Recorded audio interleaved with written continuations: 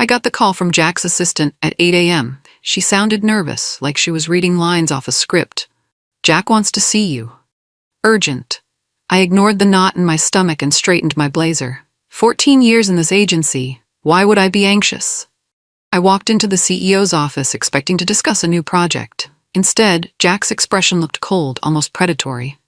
"Whitley," he said, "we're letting you go." My heart pounded.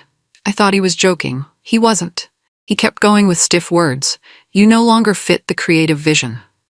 I tried to gather my thoughts. "Jack, I've led some of our biggest successes." My mind raced back to campaigns I'd spearheaded, millions in revenue we'd brought in, nights I'd slept at the office to meet deadlines. He didn't flinch. He gave a dismissive shrug. "We're moving in a new direction." No mention of severance. No real explanation. He pressed a manila folder into my hands. Paperwork, official forms, a memo that basically read, "Thank you for your service." I stood there, stunned. I'd given this agency everything, and in the end, I was nothing but a name on a cut list. The final blow came when Jack avoided looking me in the eye. That's when I knew this was final. 15 minutes after that heart-shattering meeting, I was escorted to my desk by HR. They looked anywhere but at me, handing me a dull cardboard box. "Pack up your belongings," they mumbled. Coworkers, people I'd once mentored, slipped behind partitions or buried themselves in paperwork, refusing to meet my gaze. My hands shook as I placed photos, coffee mugs, and awards into the box. Every piece reminded me of the years I'd poured into this place.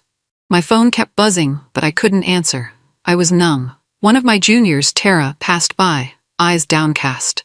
I remembered training her on brand strategy 2 years ago.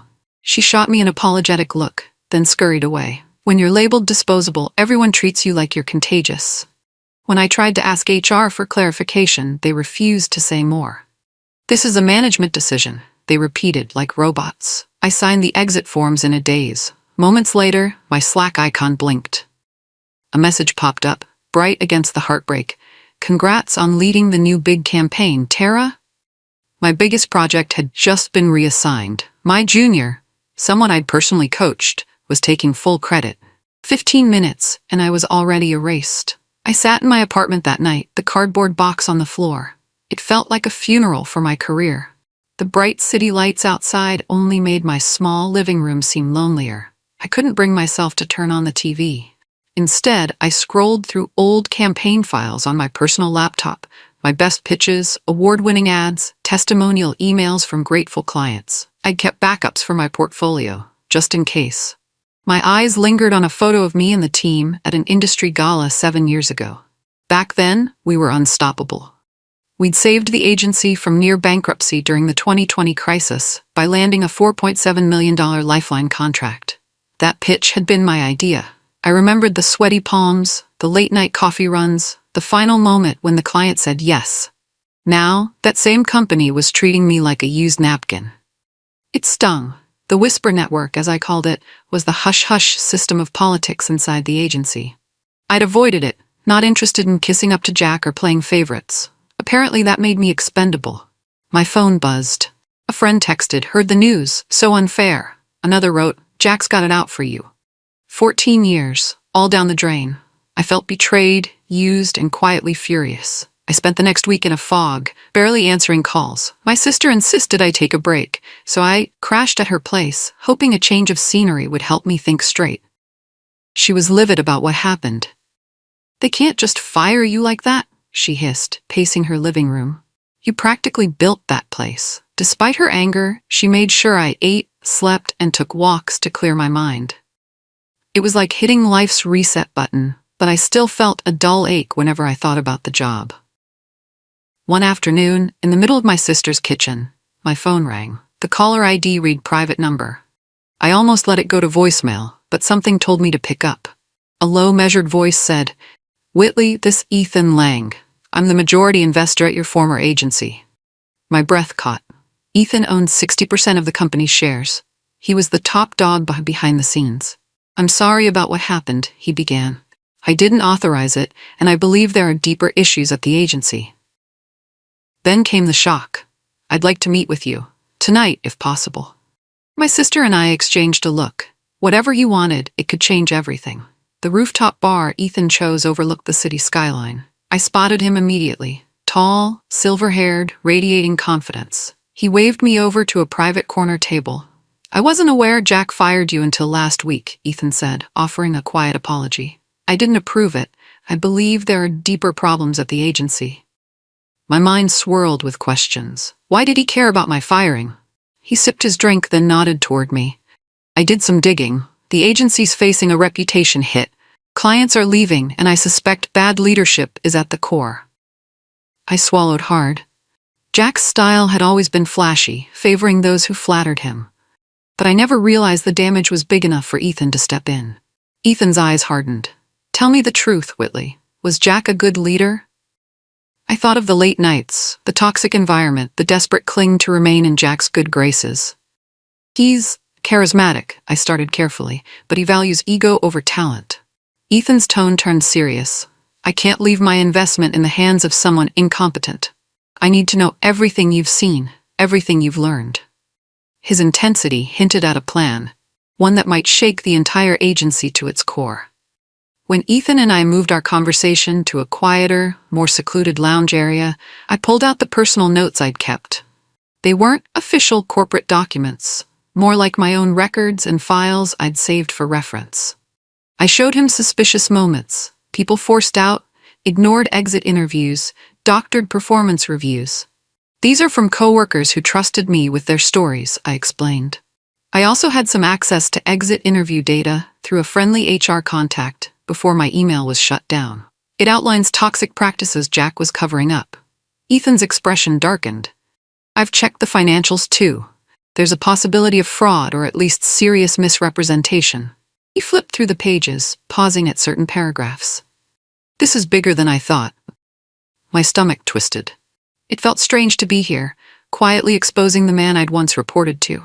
But Jack's betrayal still stung, and I couldn't let his toxic grip ruin more careers. Ethan leaned closer, voice low. "Let's shake the tree." A hint of a smile spread across his face. "I'm filing a notice for an emergency board meeting. The agenda, reviewing the CEO's performance." He slid a business card across the table. "I want you there as my proxy, fully authorized. I need you to present what you know. Will you do it?" My answer was immediate, yes. 2 days later, Ethan made it official. He filed a notice for an emergency board meeting, citing executive leadership concerns. Inside corporate circles, that's code for big trouble. Word traveled fast. Emails, phone calls, and hushed hallway conversations started swirling at the agency. People smelled blood. The board meeting was set for the following week.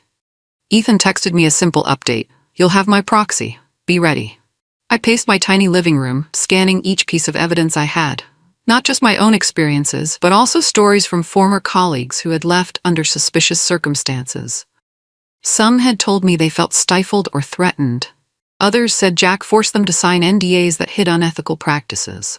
That night, I got a frantic call from a friend still at the agency. "Jack's going ballistic," she whispered. "He's been in closed-door meetings all day. He knows something's up." The next morning, I woke to an email from Ethan with a formal letter attached, naming me as his voting proxy at the upcoming session. My heart thumped against my ribcage. This was real. I was about to stand in a room with top executives and challenge the man who'd fired me without warning. And I couldn't wait. The week leading up to the board meeting was a blur of phone calls and Zoom sessions. I was gathering testimony from former staff who'd experienced Jack's manipulations firsthand. Each conversation reminded me how carefully he'd hidden his tracks. But when you pile small truths together, you get a mountain of evidence. A contact named Danielle, once a senior account manager, revealed something jaw-dropping. A client was bribing Jack to secure exclusive ad placements, ignoring other potential partnerships. It smelled like corruption. "I didn't know where to report it," she said. "Jack threatened to blacklist me if I spoke up." My laptop grew cluttered with screenshots, voice recordings, and written statements. I was drowning in the reality of how toxic things had become. Then, out of the blue, I got a call from an unknown number. "I have more info," a shaky voice said. They refused to give their name, but promised documents linking Jack to hush money paid to keep negative press away. My chest tightened. "I'll come forward, anonymously," they added. By the end of the day, I had a folder labeled Whistleblower Files. These were game changers. I realized then, if Jack was going to fight, he had no idea how strong my case had become. It didn't take long for Jack to strike back. A former colleague texted me a rumor that I'd been fired for performance issues. Another rumor claimed I'd mishandled confidential client data. Both were complete lies, but it was classic Jack. Smear the whistleblower, destroy their reputation before they can speak. I watched as a niche industry blog published a rumor that I was difficult to work with and had lost us a big account last year. I snorted. That account had thrived under my direction. But in the public eye, mud sticks if you don't wash it off quickly. Just as I was about to lose it from frustration, Ethan called. "He's making his move," he said calmly. "We expected this. You have everything you need to prove your side. Let him dig his hole deeper." My throat felt tight. What if he ruins my chances to work anywhere else? It was a gnawing fear. If the industry believed Jack's lies, I'd never get a decent position again. Ethan's voice steadied me. "Trust me, the truth is on your side. Are you ready to strike first?" I swallowed hard. "Yes," I said. I'm done letting him control the narrative. I attended a high-profile industry gala that same night. I almost didn't go, but Ethan insisted. "Show them you're unafraid," he said, "and let Jack see you." The venue glowed with chandeliers and swirling spotlights. People mingled, sipping cocktails and discussing new campaigns. My presence caused a stir. Colleagues approached, offering hush-hush support or pretending they hadn't heard the rumors. Then I spotted Jack across the room. He seemed to notice me at the same time. His face hardened, but he slicked on that CEO smile and sauntered over. "Whitley," he said, voice dripping with faux concern. "I heard you're stirring up some trouble with the board. We could have discussed any concerns privately." I fought the urge to roll my eyes. "I tried," I replied evenly. "You fired me before I could say a word." He leaned in, lowering his voice. "You have no idea what you're getting into." I smiled sweetly. "Actually, I do. I'm coming to the board meeting next week, with Ethan." His professional grin vanished. The color drained from his cheeks for a split second before he forced a sarcastic laugh. "Oh, good luck," but he couldn't hide the flicker of panic in his eyes. He knew something big was about to crash down. I received a cryptic text the next morning. "Meet me in the cafe at 10 a.m. It was from Ava, a senior creative who'd somehow managed to stay in Jack's favor. Still, I'd always sensed she was quietly uncomfortable with his leadership. At the cafe, Ava looked exhausted. She clutched her latte, eyes darting around. "I want out of Jack's shadow," she whispered. "I've got proof he's been faking campaign results." Then she slid a flash drive across the table. My heart hammered. "What's on there?" "Screenshots, internal memos. He inflated numbers to impress the board and justify big bonuses for himself." Her voice trembled. "He demanded I massage data. I have everything." I plugged the flash drive into my laptop right then and there. The evidence was blatant, side-by-side comparisons of real figures versus doctored ones. My stomach churned at the level of deceit. Ava's face paled. "That's not all. One memo suggests a certain board member knew about it." She pointed to a signature at the bottom of a suspicious email. I recognized the board member's name, a powerful figure who usually stayed in the background. "We can't let this slide," I said, powering off my laptop. Ava nodded, relief shining in her eyes. She wasn't alone anymore. With Ava's flash drive in hand, I arranged a private meeting with the implicated board member, Garrett. He was known for his calm demeanor, but when he saw what I had, his face went ghost white. "This can't be released," he croaked, flipping through the documents. I heard the genuine fear in his voice. Jack threatened to reveal a personal situation of mine if I didn't back him. I pressed him gently. "Garrett, you're protecting a toxic CEO. There are bribery deals, doctored results, and multiple ethics violations. It's bigger than your secret." He slumped in his seat. I felt trapped. I wanted to blow the whistle, but Jack made it clear he could destroy my reputation. I leaned forward. "Help me fix this. Do the right thing, and it'll go smoother for you. But if you resist, these facts will bury you both.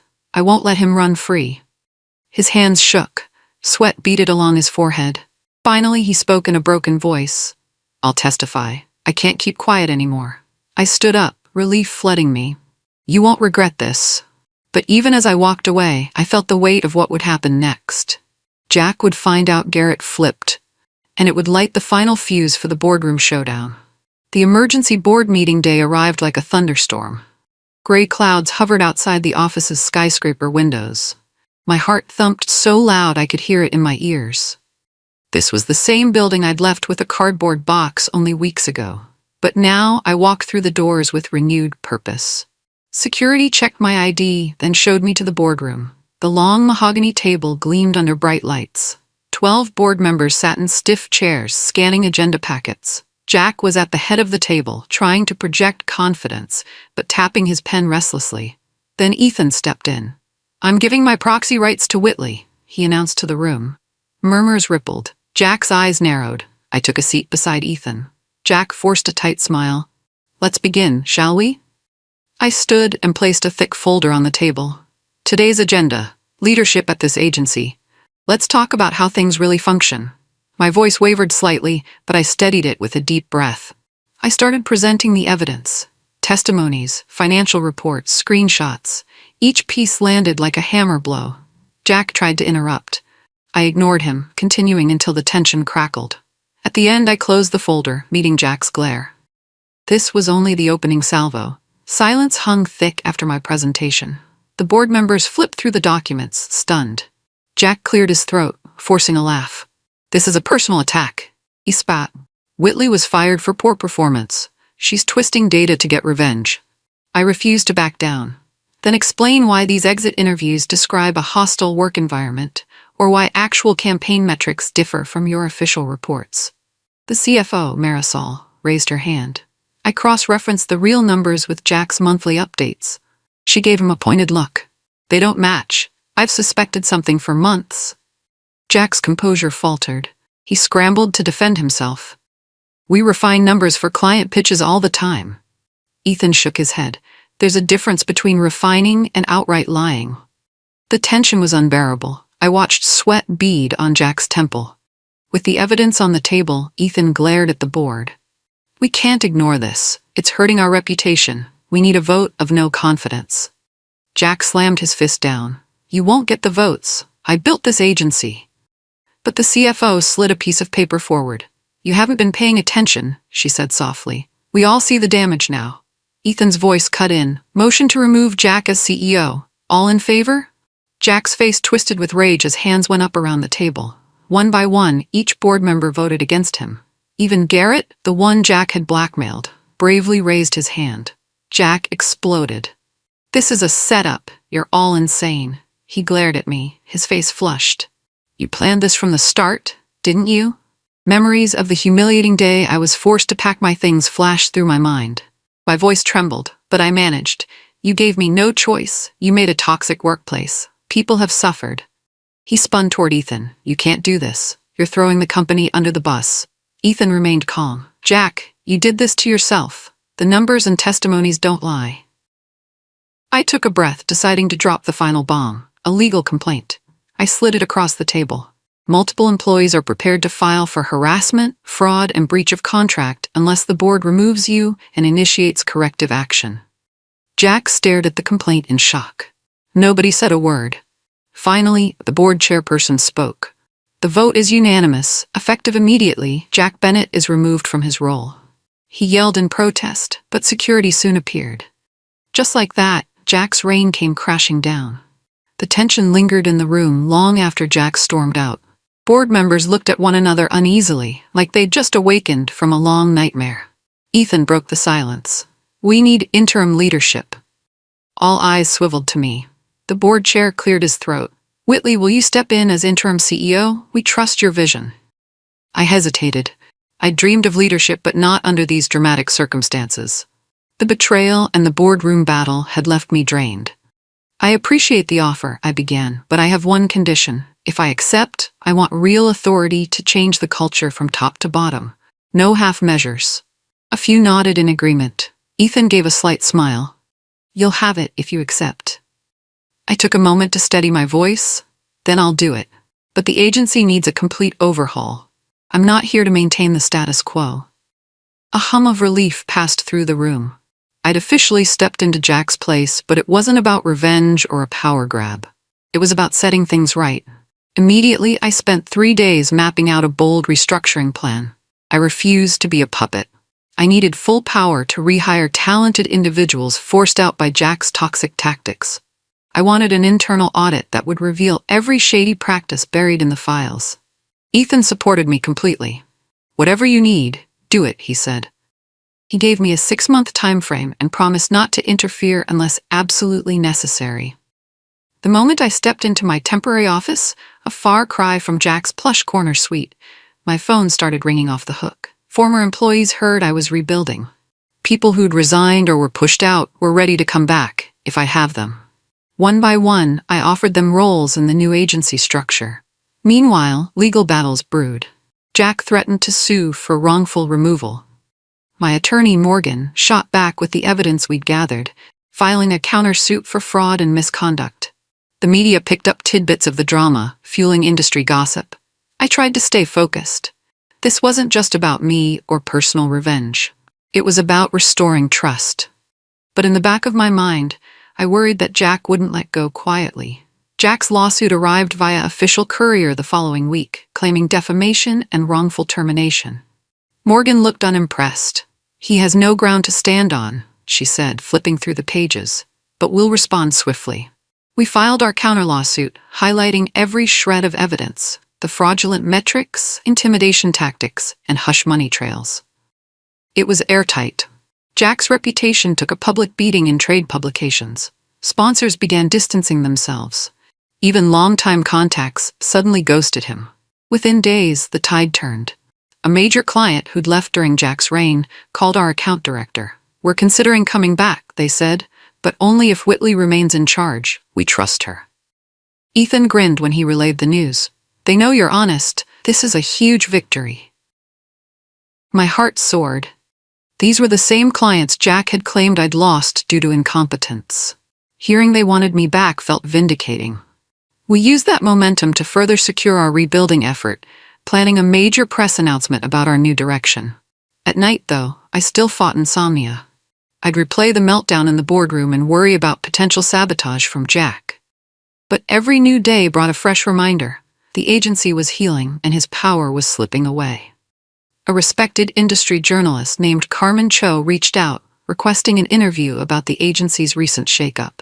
I agreed, deciding transparency would help us move forward. She interviewed me for hours, carefully extracting details about Jack's leadership. I shared stories from employees, the changes we were implementing, and why the board felt removal was necessary. She also interviewed Ethan, staff members who had returned, and some who remained anonymous but confirmed the toxic environment. A week later, Carmen's expose hit the media. The headline read, "Toxic Legacy: How One CEO Nearly Killed a Thriving Agency." It went viral in industry circles. The piece also highlighted the new vision, giving me credit for the fresh culture shift and praising Ethan for trusting me. Jack, on the other hand, appeared as the poster boy for everything wrong in modern advertising. He tried to release a statement calling the report one-sided, but nobody believed him. Potential employers saw the article and reportedly withdrew their offers. Ethan sent me the link. "They're calling you the agency's savior," he joked. "Feels better than disgruntled ex-employee, right?" It did. But in the background, I received tempting calls from other agencies. They saw my leadership potential and wanted me on their side. Suddenly, I had to decide, continue fixing my old home or start anew. One evening, I sat at my kitchen table, sifting through proposals from competitor agencies. The salaries were jaw-dropping, the creative freedom enticing. They saw me as a golden ticket, someone who'd proven they could bring about massive change. My phone rang. It was Ethan again. "Listen, Whitley," he began. "I know you're getting offers. Let me make my position clear. I want you to stay. I'm ready to propose you as permanent CEO with a 30% equity stake. We need your leadership." My heart pounded. Years ago, I never imagined holding such a huge share in the company where I started as an intern. I realized the scope of what Ethan was offering. Real power, real ownership, and the chance to finally shape an agency on my own terms. I told him I'd think about it and hung up. My mind raced with possibilities. If I left, I'd join a new environment free of old baggage. If I stayed, I'd be diving deeper into the mess but potentially making something incredible. I weighed my dreams against my loyalty, my exhaustion against my determination.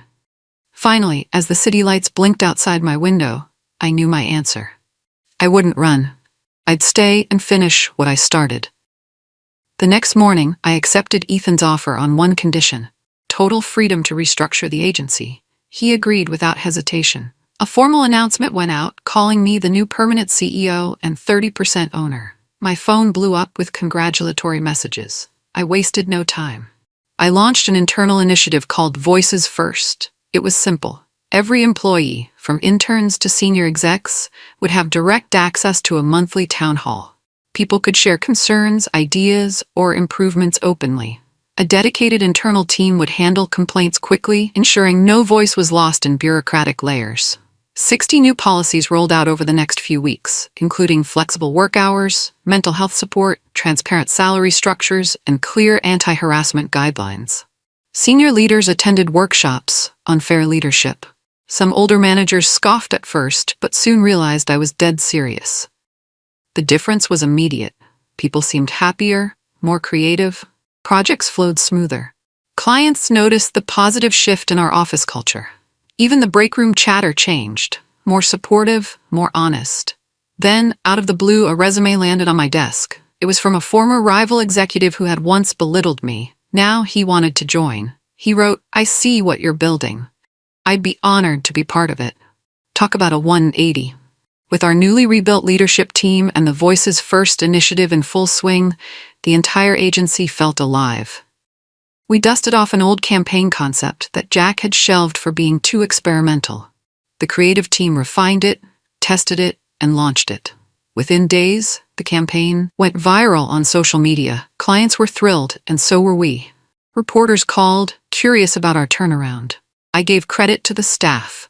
"They're the ones who stuck around or returned to make this happen," I said. "I'm just creating space for their voices." The numbers spoke for themselves. Revenue jumped 20% within one quarter. Contracts were renewed, and new leads poured in, all wanting to partner with the agency under fresh management. Morale soared to heights I'd never seen before. I paused one day in the hallway, watching a creative brainstorming session. Laughter, excitement, genuine respect. I realized we'd done something remarkable, turned a toxic space into a thriving powerhouse. Then an email pinged. The subject read, "1-year anniversary campaign." It hit me. Almost a year since my firing. I'd come full circle, from cast aside to CEO. The irony wasn't lost on me. But there was still more to do, and I felt the pull of the next big challenge. 1 year passed in a blur of hard work and incredible wins. Our agency shattered records, bagging some of the biggest accounts in the market. We dominated industry events, not with arrogance, but with genuine teamwork and passion. People noticed. I got nominated for an Industry Leadership Award, a prestigious honor that Jack had once claimed for himself off my labor. The ceremony was in a grand ballroom. As I walked in, wearing a sleek black dress, I couldn't help but remember the last time I'd sat in this audience. Then I was just another employee, overshadowed by Jack's flashy performance. Now I was the CEO, recognized for the exact qualities he deemed unimportant. When my name was called for the award, I stepped onto the stage, heart pounding. Lights flashed, applause thundered. I accepted the honor with a brief speech. This isn't just for me, it's for everyone who refused to be silenced, who brought their creativity and courage to work every day. Later, backstage, I was gathering my notes when I stumbled upon an old email from Jack in my phone's archives. It read, "You lack leadership qualities. You're just not built for the top." I stared at it for a moment, then burst out laughing. How wrong he'd been. At the awards gala reception, I never expected to see Jack. But there he was, leaning against a wall in a cheap suit. He looked thin, worn out, a shadow of the man who'd once run the show. His eyes flicked to the award in my hands. He approached slowly, clearing his throat. "Congratulations," he muttered. I wanted to say. He seemed lost, stumbling over words. I raised an eyebrow, waiting. Finally, he blurted, "I know I messed up, okay? I'm not looking for pity. Just maybe we can bury the hatchet." Part of me felt anger coil in my chest, remembering the cold way he dismissed me, but another part saw how broken he looked. "Jack, you taught me something," I said quietly. He straightened, a brief flicker of hope in his eyes. "Yeah?" I nodded. You showed me exactly who I never want to become. I couldn't help the tight smile. And for that, I guess I should thank you. His expression faltered. He looked like he wanted to argue, but no words came. After an awkward beat, he mumbled a half-hearted goodbye and slipped away. I felt a wave of relief. This was closure, no grudges, just a clean break from a toxic past. I stepped back into the agency the morning after the gala, the award still on my desk. It felt surreal. Less than 2 years ago, I'd been a cast-off. Now I ran what was being called the most admired agency in the industry. The place buzzed with energy. People collaborated in open areas, pitched bold ideas, and embraced feedback without fear. I held an all-hands meeting. Everyone from interns to executives crammed into the main conference area. Clearing my throat, I started, I just want to say thank you. This isn't about one person's success. It's about what we built together. Heads nodded. I could see the pride in their eyes. I continued. When I was fired, I felt disposable. But I learned something important. Real leadership isn't given, it's proven. And every day, each of you proves we can do better. We can treat each other with respect, stand up for what's right, and still create amazing work. Applause erupted. I watched faces light up, from the new hires fresh out of college to the veterans who'd survived Jack's regime. This was our new standard. A place where talent thrived, voices mattered, and nobody got trampled under ego. Smiling, I closed with a final vow. We're just getting started.